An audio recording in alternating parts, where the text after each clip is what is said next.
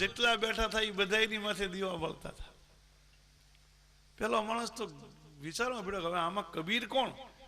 જેટલા બેઠા બધાની માથે દીવા બળે. એટલે પાછો દુકાનદાર આગળ આવ્યો કે ભાઈ વહાં તો जितने लोग बैठे सबके सर पर दिया जल रहा है.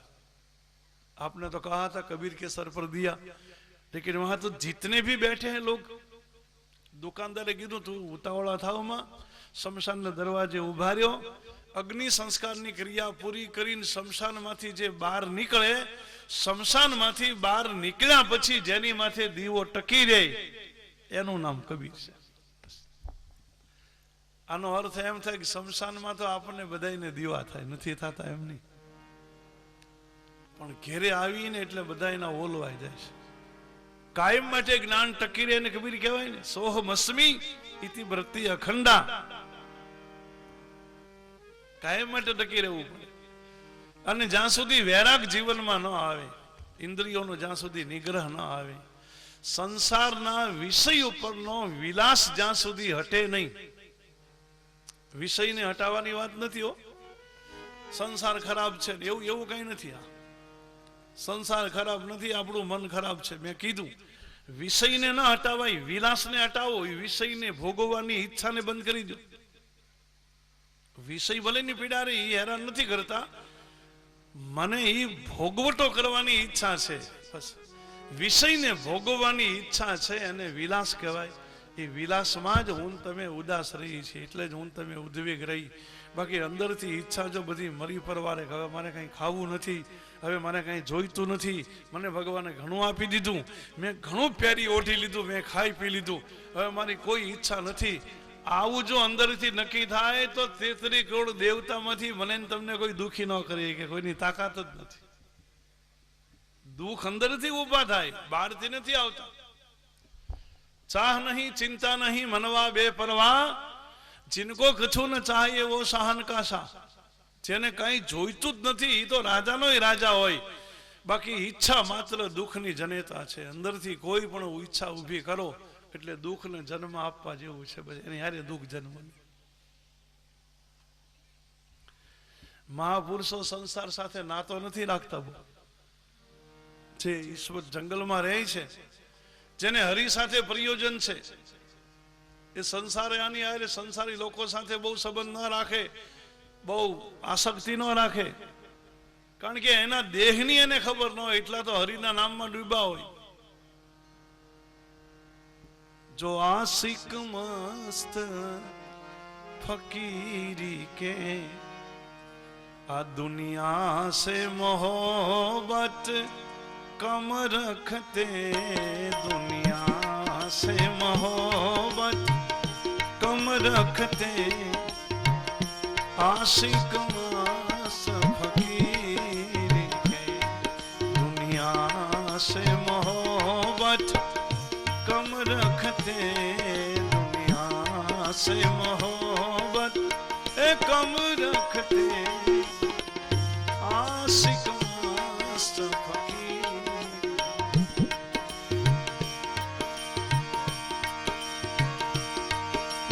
हाल है मस्त फकीरों का,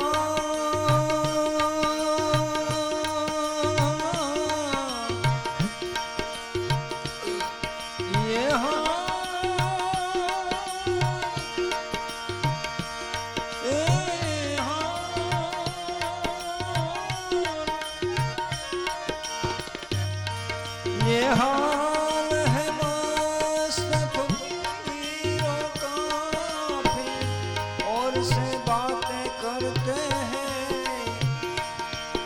बातें करते हैं, खाली बातें करते हैं. विद्वान चलते बस्ती में, विद्वान बस्ती में, वो मस्त अकेले फिरते हैं, आशिक मस्त फकीर. જેની આગળ પારસમણી હોય એ સોનું ચાંદીનો વજન હારે રાખે, લગેજ ઉપાડે કોઈ? પારસમણી હોય, સોનું ચાંદી કોણ હારે રાખે? જ્યારે જરૂર પડે ત્યારે લોખંડને અડાડી લેવાનું પારસમણી, સોનું બનાવી દે, કામ થઈ જાય. એમ સંતોની આગળ હરિ નામનો પારસમણી છે. એ સંસારની સંપત્તિનો બોજ ન રાખે, એ લગેજ ન ઉપાડે. पारस अपने पास पड़ा, सोना चांदी को क्या करना. जब पारस अपने पास पड़ा, सोना चांदी को क्या करना. जब चाहे तब सोना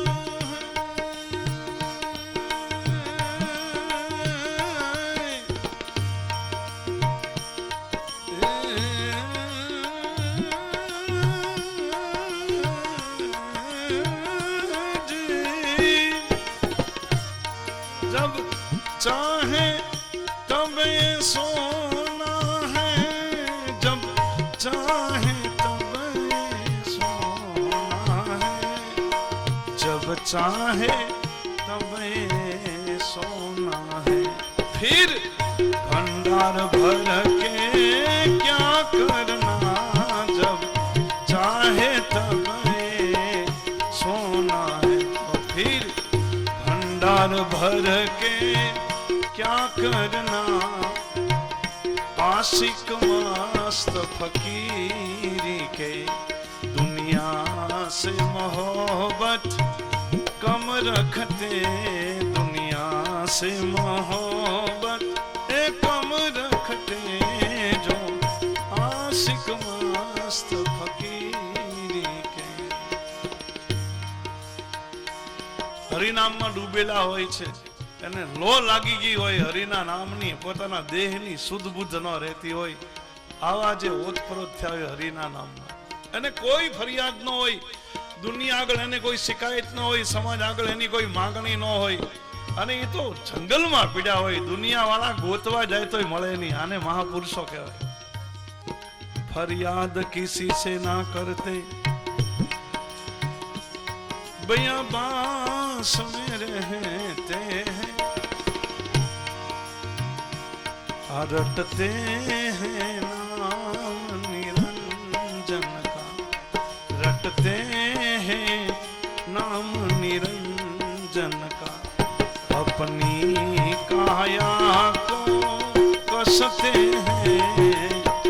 अपनी काया को कसते हैं.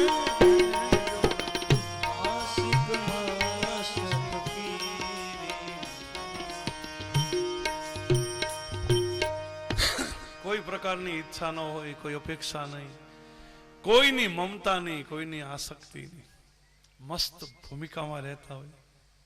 સુખદેવજી મહારાજ રુદ્રાવતાર છે. પરીક્ષિત રાજા એને પ્રશ્ન પૂછે છે, પ્રણામ કરીને, મહારાજ જેનું મૃત્યુ નજીકમાં આવ્યું હોય એ વ્યક્તિએ શું કરવું જોઈએ? જે મરણાસન્ન હોય.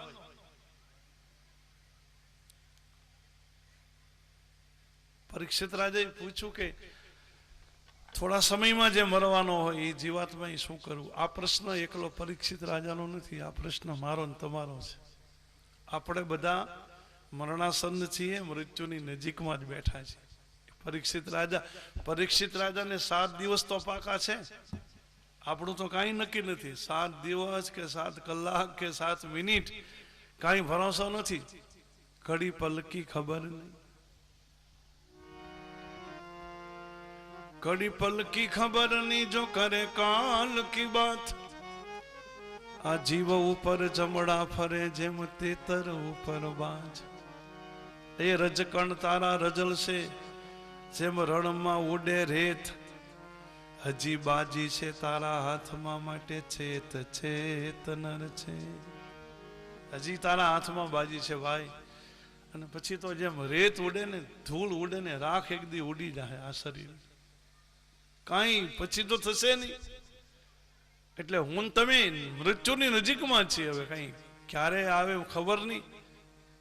જન્મની સાથે મૃત્યુ લાગેલું છે. મૃત્યુ આપણી પાછળ પાછળ ફરે છે.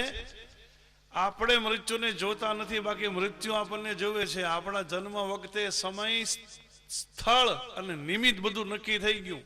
આ જગ્યાએ એટલા વાગ્યે આનાથી મૃત્યુ થશે. આ બધું પાકી વાત છે ને આપણી હારવારી ફરે છે. જ્યારે જગ્યા આવી જશે અને સમય આવી જશે ત્યારે નિમિત્ત ઊભું થશે અને આ શરીર છે ને પડી જવાનું. એટલે મરણાસન તો હું તમે બધા છીએ. શ્વાસે શ્વાસે રામ જપ, વૃથા શ્વાસ મત ખો. અરે જીવ, એક એક શ્વાસે હરિ બોલ, રામ રામ બોલ. ખોટો શ્વાસ ખો માં. श्वासे श्वासे राम जब वृथा श्वास मत खो. क्या जाने इस सांस की फिर आवन हो के नो. आ श्वास एक बार निकली गयो बहार પછી પાછો આવશે કે નહીં આવે એ નક્કી નથી. એકદમ હું તમે મૃત્યુની અણી માથે છે.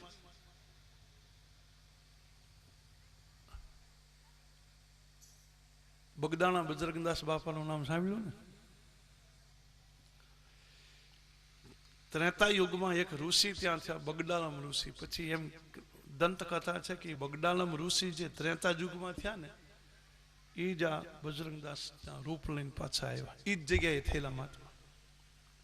હવે બગડાલમ ઋષિએ તપસ્યા કરતા હતા ને, ભજન હરિનું કરે પણ ઝૂંપડી ન બનાવે, પૂળો રાખે ખાલી. જે બાજુ સૂર્ય હોય એ બાજુ ખાલી ઘાસનો પૂળો, એને છાંયે તપ કરે. સૂર્ય આ બાજુ આવે તો વાળો પાછો પૂળો આ બાજુ ફેરવી લે.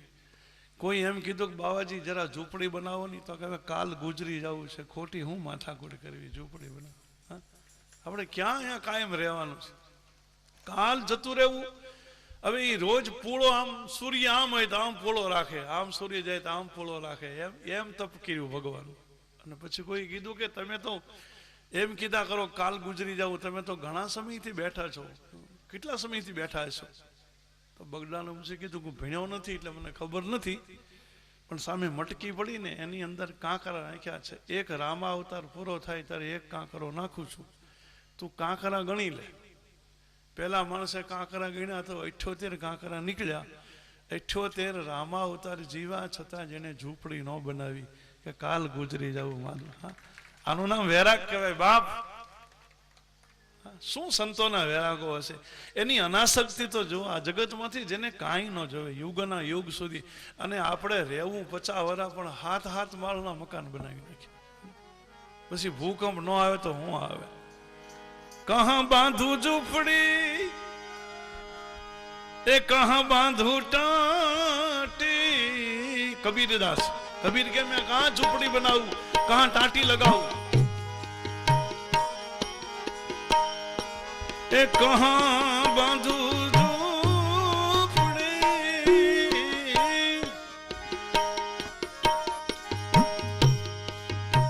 કહા બાંધું ટાટી,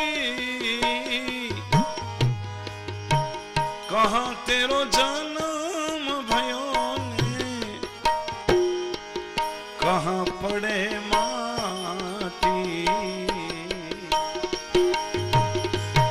तेरो जन्म भयो ने, कहाँ पड़े माटी. की सतन धन की करे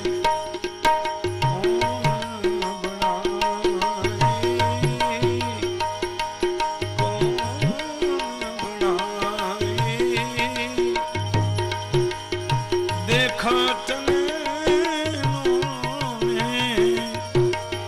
मिट्टी में मिलाई सतन धन की सतन धन की सतन धन करे कौन बड़ा.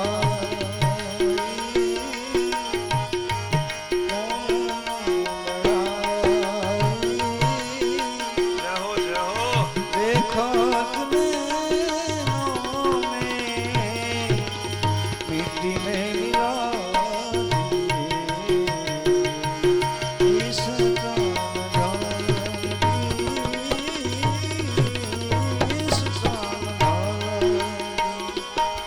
મારવાડની કથા છે. મારવાડના મહારાજા જસરાજસિંહજી, સાંભળી છે કથા તમે? એનો એકનો એક દીકરો હતો, ગુજરી ગયો 25 વર્ષ. બહુ આઘાત લાગ્યો. જુવાન દીકરો ગુજરી ગયો 25 વર્ષનો. એટલે આખું મારવાડ ખરેખર જાય ને, સંવેદના વ્યક્ત કરવા જાય મહારાજા. પણ મહારાજા બે હાથે માથું પકડીને બેઠા છે રાજમહેલમાં. સતત આંસુ પડે આંખમાંથી. દીકરા જેવો દીકરો ગુજરી ગયો. એના એક મિત્ર કવિ હતા, એને ખબર પડી અને કવિ પછી રાજા આગળ ખરખરો કરવા ગયા. એટલે કવિ આમ સામે બેઠા તો રાજાએ કીધું, કવિરાજ મારો દીકરો ગુજરી ગયો. તો કવિએ કીધું કે બાપુ એ ગુજરી જવાનો હતો. રાજાને નવાઈ લાગી, આમ ખરખરા કરે તો પણ મને આશ્વાસન આપવું જોઈએ. રાજાએ કવિને પૂછ્યું કે એમ કામ બોલો, મારો દીકરો ગુજરી ગયો 25 વર્ષનો, મને વજ્રાઘાત થયો છે, તમારે મને ધીરજ આપવી જોઈએ. તો કે ના ના બાપુ, એમાં મેં જે કીધું સાચું કીધું, તમારે દીકરો ગુજરી જ જવાનો હતો. પછી એને દોહો લખી દીધો કે 10 દ્વારકા પિંજડા તામે પંછી પોન રહત ગચંબા હે જસા બાકી જાત ગચંબા કોણ. 10 એક પોપટને પિંજરામાં પીડ્યો, એ પિંજરાને એક જ દરવાજો હોય. જે પિંજરામાં પોપટ પીડ્યો હોય એને એક દરવાજો હોય, પણ ભૂલથી દરવાજો જો ખુલ્લો રહી ગયો હોય ને તો પોપટ અંદરથી ઉડી જાય, નીકળી જાય. એક દરવાજો હોય અને છતાંય પોપટ નીકળી જાય. બાપુ, તો આ દેહરૂપી પિંજરાને દરવાજા 10 છે ને 10 દરવાજા ખુલ્લા છે. આમાં પ્રાણ ટકી રહીને એ જ નવાય છે. બાકી આમાંથી પ્રાણનો પોપટ ઉડી જતા વાર શું લાગે? એ તો ભગવાન આમાં રાખી દે, એ જ મોટી વાત છે. બાકી સાયકલના વ્હીલમાં પંચર પડે, એક કાંટો કે ખીલી લાગે અને હવા નીકળી જાય, એમાં એક વ્હીલ જ છે ને ચામડાનું, હા, આમાં હવા ભરેલી છે. અને એ તો ક્યારે આમાંથી હવા નીકળી જાય કઈ ન ખબર પડે. કબીરે વૈરાગી ભજન લખ્યું, તમે ગમે એટલું શરીરને સાચવશો તો એક દી શમશાનમાં તારા હાડકા એવી રીતે બળશે કે જેને લાકડાની ગોળીઓ બળે, અને તારા વાળ એવી રીતે બળશે જેને ઘાસનો કોળો બળે છે. हाड जले जैसे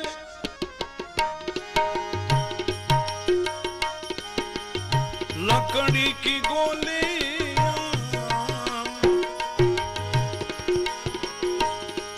हाड जले जैसे लकड़ी की गोलियां जली जाए बाल जैसे घास केरी पुलिया, जली जाए बाल जैसा घास केरी पुलिया, आई सतन धन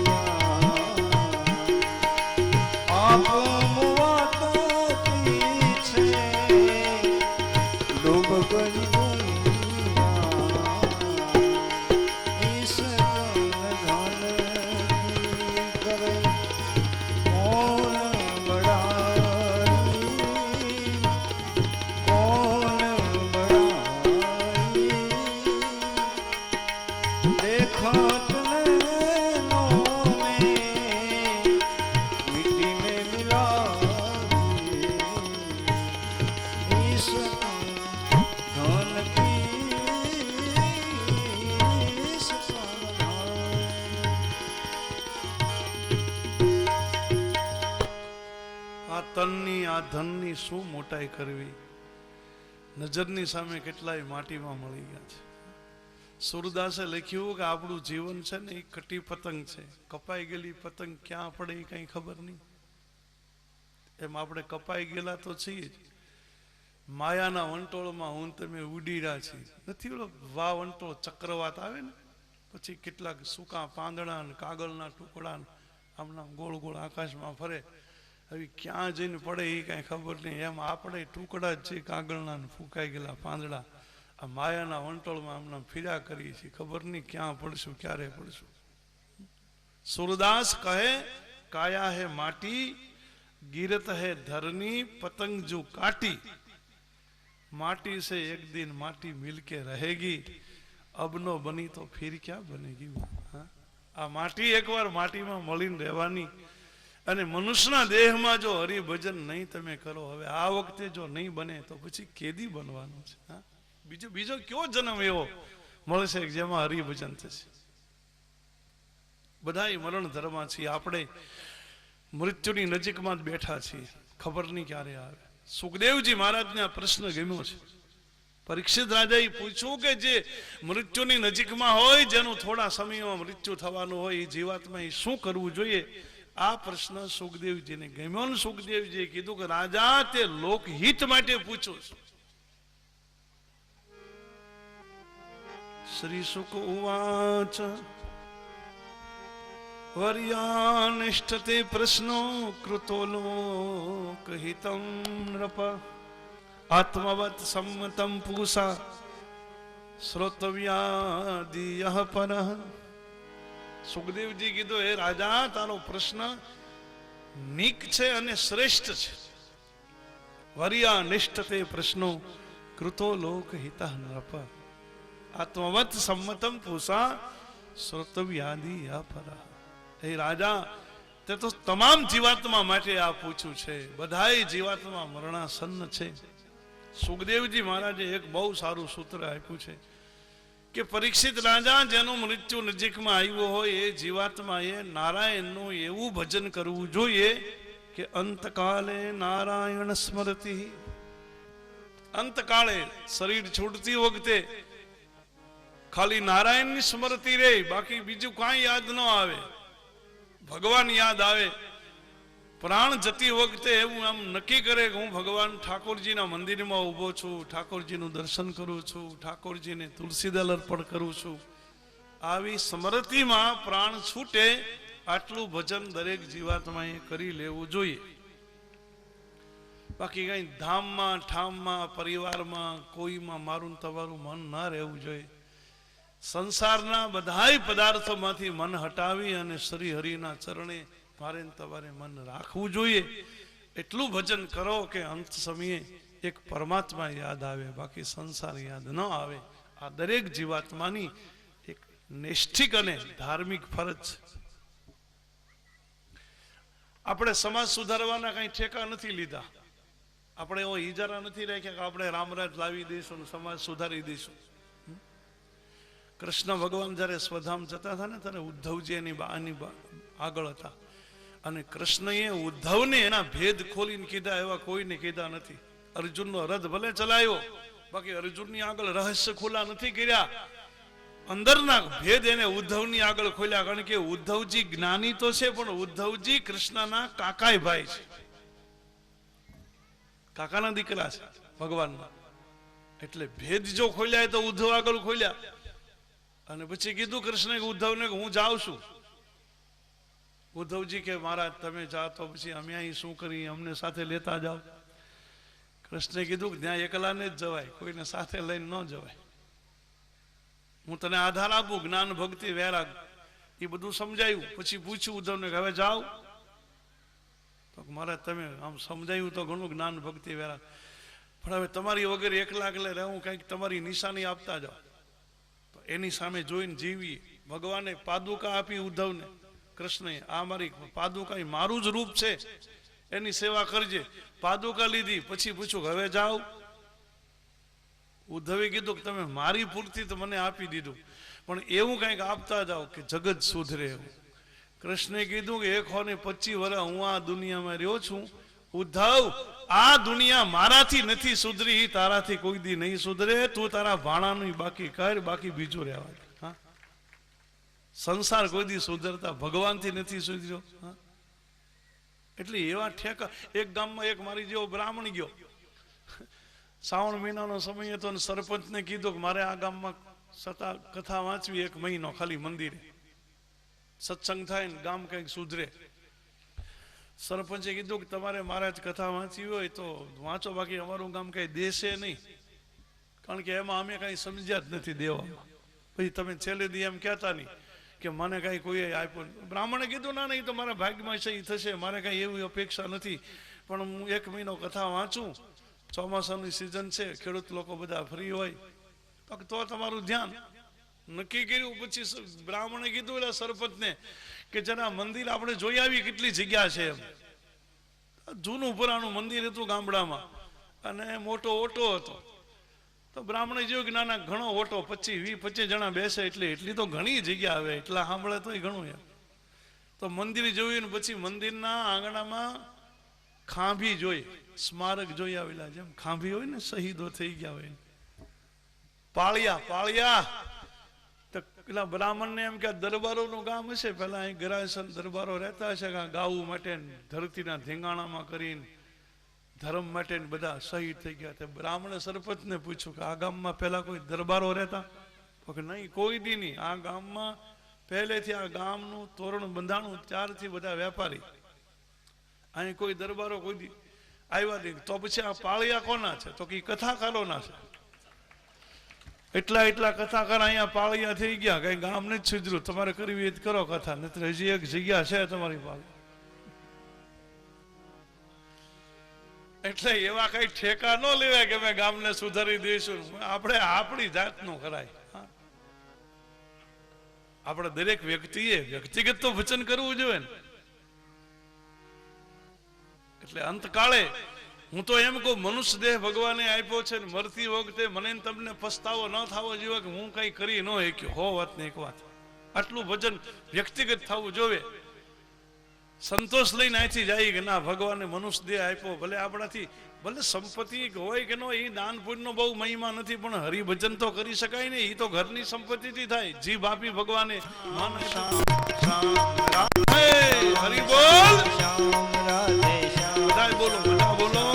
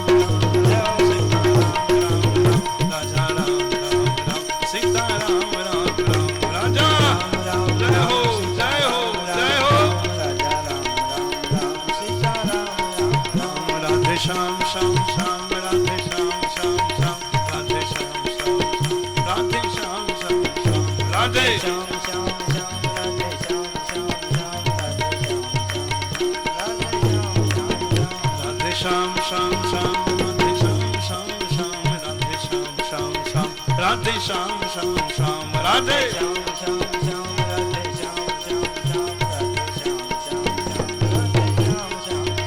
राधा राम राम राम सीता राम राम राम राजा राजा राम राम राम सीता राम राम राम राजा राम राम सीता राम राजा राम राम राम सीता राम राम राम राजा राम राम सीता राजा राम राम राम सीता राम राम राम राजा राम राम राम सीता राजा राम राम राम सीता राम राम राम राजा राम राम राम सीता राम राम राम राजा जय हो जय हो राजा राम राम जय हो सीता राम राजा राम राम सीता राजा राम राम राम सीता राधे श्याम श्याम श्याम राधे श्याम श्याम श्याम राधे श्याम श्याम श्याम राधे श्याम श्याम श्याम राधे श्याम श्याम राधे श्याम श्याम श्याम राधे श्याम श्याम श्याम राधे श्याम श्याम श्याम राधे श्याम श्याम श्याम राधे श्याम श्याम श्याम राधे श्याम श्याम श्याम राधे श्याम श्याम श्याम राधे श्याम श्याम श्याम राधे श्याम श्याम श्याम राधे श्याम श्याम राधे श्याम श्याम श्याम राधे श्याम श्याम श्याम राधे श्याम श्याम श्याम राधे श्याम श्याम राजा राम राम जय हो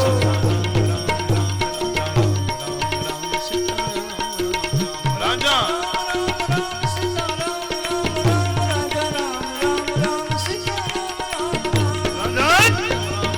सीता राम राम राम राजा राम राम राम सीता राम राम राम राजा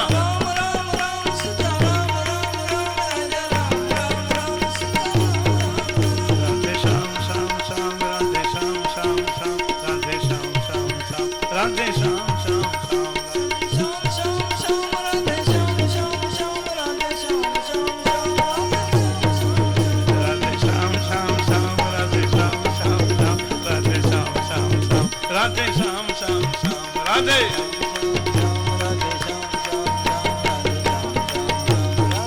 राधा राम राम राम सीता राम राम राम राजा राम राम राम सीता राम राम राम राजा राम राम राम सीता राम राम राम राजा राम राम राम सीता राम राम राम सीता राम राम राधे श्याम श्याम राधे श्याम श्याम सीता राम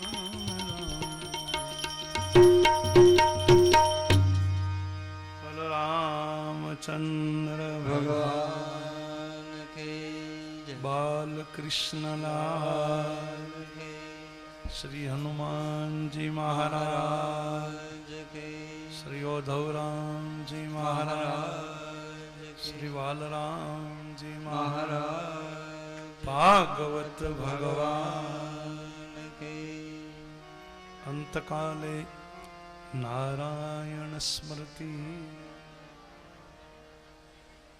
सुखदेव जी महाराजे परीक्षित राजा ने एक जीवन मंत्र आप्यो कि हे राजा जेनु मृत्यु एकदम निकट होय जे मरणासन होय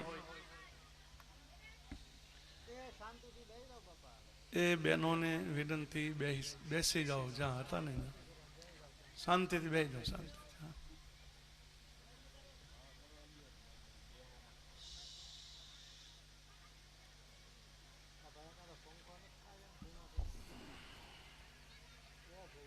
परीक्षित राजा ने थोड़ीक पूजानी विधि શીખવી આ બીજો જે સ્કંદ છે ને એ તો બહુ નાનો છે અને એમાં જ્ઞાન સાધનની લીલા નામ છે પૂજાના બધા સાધનો પેલા કરવા હવે એમાં જો વાર લાગે તો પૂજા ક્યારે કરવી એવું થાય ને એટલે બહુ નાનો સ્કંદ છે એમાં તો ધારણા ને સ્થૂળ સ્વરૂપની ધારણા પછી એની ઉપરથી સૂક્ષ્મ સ્વરૂપમાં થોડીક विधि से पूजा ने એટલે સુખદેવજી મહારાજે પરીક્ષિત રાજાને પહેલા સ્થૂળ સ્વરૂપની ધારણા શીખવી સ્થૂળ સ્વરૂપ એટલે મૂર્તિનું સ્વરૂપ આપણે જે ભગવાનને માનતા હોય, જે ભગવાનના દર્શન કરવા મંદિરે જાય અને મંદિરમાં ભગવાનની મૂર્તિના દર્શન કરીએ, એ દર્શન એવા સિદ્ધ થઈ જવા જોઈએ કે જે મૂર્તિના મેન તમે ગર્ભગૃહમાં બિરાજિત મૂર્તિની ઝાંખી કરી છે, તો ભગવાનના દર્શન કરીને પછી મંદિરના ઓટલા માથે બેસો